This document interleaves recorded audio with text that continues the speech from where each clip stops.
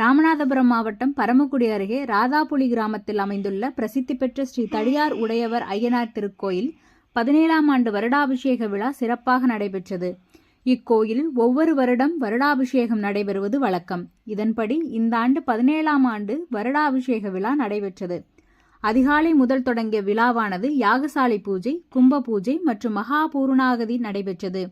தொடர்ந்து கும்ப கலசங்களுடன் கோயிலை வலம் வந்து ஐயனார் மற்றும் கோயிலில் உள்ள அனைத்து பரிவார மூர்த்திகளுக்கும் 12 புனித நதியால் இருந்து கொண்டு வரப்பட்ட புனித நீரை சிவாச்சாரியர்கள் ஐயனாருக்கு ஊற்றி வருடாபிஷேகம் நடைபெற்றது. அதனைத் தொடர்ந்து ஐயனாருக்கு பால், சந்தனம், தயிர் உள்ளிட்ட 16 வகையான அபிஷேகம் நடைபெற்று சிறப்பு தீபாராதனை காட்டப்பட்டது.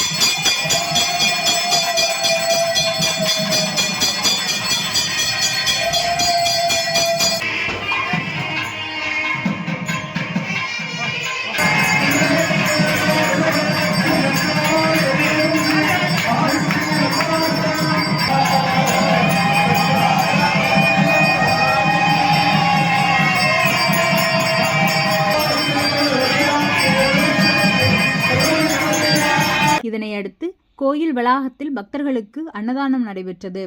இவ்விழாவில் சுற்றுவட்டார பகுதிகளைச் சேர்ந்த திரளான பக்தர்கள் கலந்து கொண்டனர். விழா ஏற்பாட்டினை டாக்டர் தர்மலிங்கம் சகுபதி கோவில் தலைவர் சிறப்பாக செய்திருந்தார்.